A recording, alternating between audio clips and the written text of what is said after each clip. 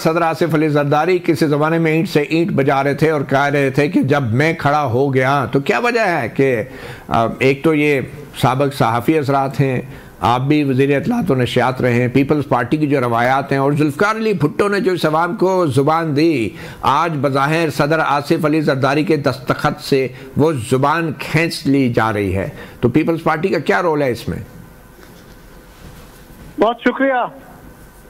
गुजारिश ये है कि एक तो आपने अपने इंट्रो में अपना ओपिनियन देते हुए सदर पाकिस्तान को, पीपल्स पार्टी को और कुछ साथियों को मुजरिम के खाते में खड़ा करके कटहरे में खड़ा कर दिया, और आपने जजमेंट पास कर दी है कि आपकी जो राय है वो हतमी है, या आप जैसे कुछ हमारे जो दोस्त भाई हैं, साथी हैं, उनकी राय मुख्तर है, और जो लोग ये कह रहे हैं उनकी राय दुरुस्त नहीं है, बल्कि वो मुजरिम है।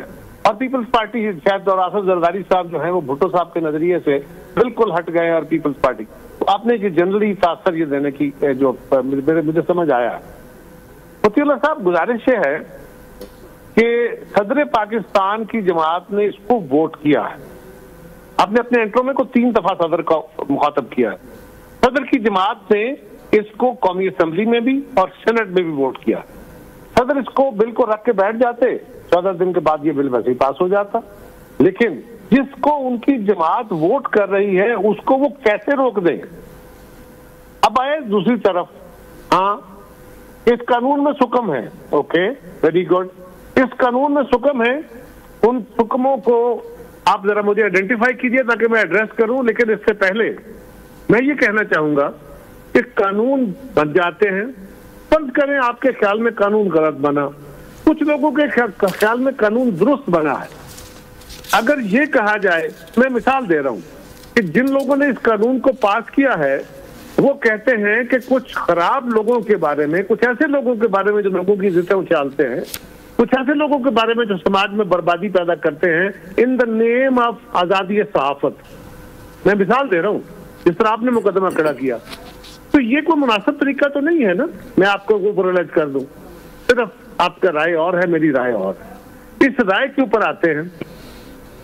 राय क्या है? एक कानून बना है सोशल मीडिया के, जो अनसोशल मीडिया है, रादर मैं तो उसको अनसोशल मीडिया कहता हूँ। ये जो इस वक्त सोशल मीडिया चल रहा है हमारे लिए तो एक बर्बादी की दास्तान है, इसलिए कि इसमें वल्गैरिटी ज्यादा है और इसमें हकायक कम है।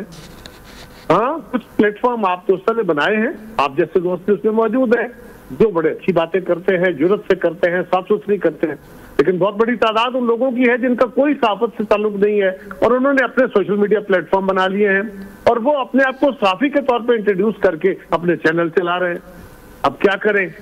जब आपका सोशल मीडिया नहीं था, ये फॉर्मल मीडिया था, टीवी आया था, तो टीवी के दौर में टेलीविजन और हुकूमतों के दरमियान, हमारे यहाँ तो स्टेट टेलीविजन था, बाद में प्राइवेट सेक्टर आया, लेकिन प्राइवेट सेक्टर के आने के बाद हुकूमतों के साथ एक टकराव की कैफियत यूरोप में भी रही, हमारे यहाँ भी रही, और उसको बाद में उसके रूल्स बनाए गए, उसके रूल्स फ्रेम करने के बाद अथॉरिटीज कायम की गई जिनके जरिए इसको रेगुलेट किया गया। रेगुलेट सख्त लफ्ज है, जिसके जरिए इसकी गलती को रोका गया, ये रोकने की कोशिश की गई, रिस्पॉन्सिबिलिटी के साथ आजादियां दी गई। उससे पहले जब अखबार आए थे, अखबार के दौर में भी अखबार के मालिकान या मुदीरों का हुकूमतों से और ताकतवर तबकों से एक क्लैश हुआ, वो खबर देने के ऊपर।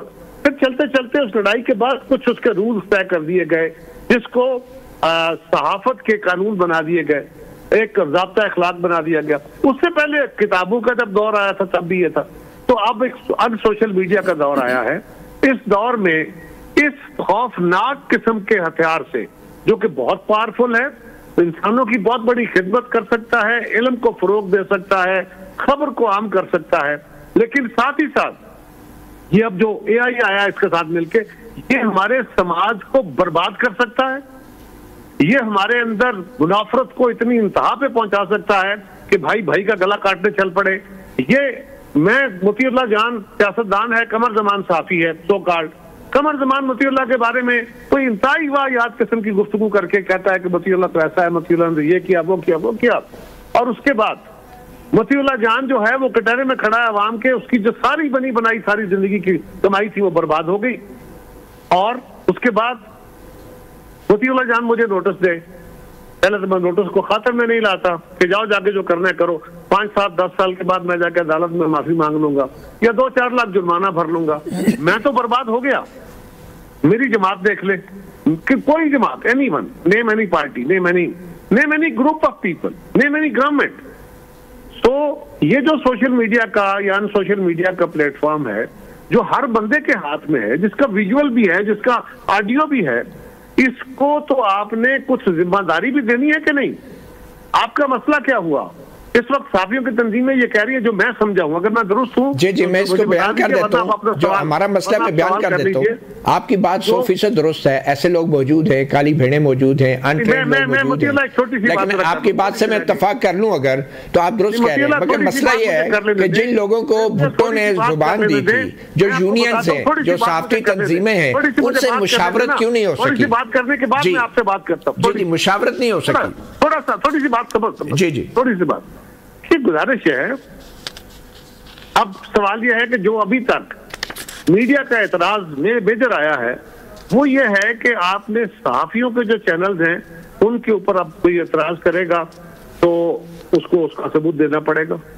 वो कहता है जी मेरे सोर्स से खबर लगाई है, मैं कहता हूँ सोर्स क्या कहते हैं आप? सर मसला मुशावरत क्या था सहाफती तंजीमों से, उसका बता दें क्यों नहीं की गई? आप मान रहे हैं, आपके लीडर मान रहे हैं कि नहीं हुई मुशावरत?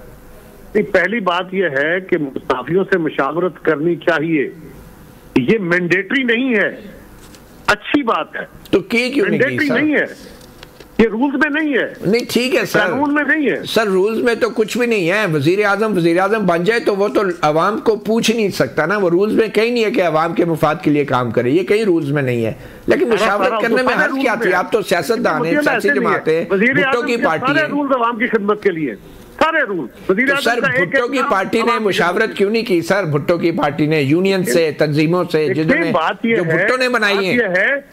भाई मेरे भाई, मैं कह रहा हूँ मुशावरत होनी चाहिए, नहीं हुई तो अब भी करके उसकी अमेंडमेंट कर लेंगे, लेकिन उसके ऊपर हमें बिल्कुल गाली दे देना और हमें कह देना कि आपने बिल्कुल उससे पहलू तही कर ली है, आप गद्दारी कर गए हैं, आप अपनी पार्टी को असूल छोड़ गए हैं, ये जरा आपका पॉइंट भी वेल रिसीव्ड सर, आपका मौक़िफ़ भी हम उसका एहतराम करते हैं और आपसे इसीलिए हमने कम से कम हमने मुशावरत कर ली, आपने की नहीं, मगर फिर भी है। बहुत शुक्रिया। एक बात याद रखें, जी एक बात याद रखें सर, वन लाइनर जी सर, साफी तंजीमों से मुशावरत करनी चाहिए साफी कानून बनाते हुए।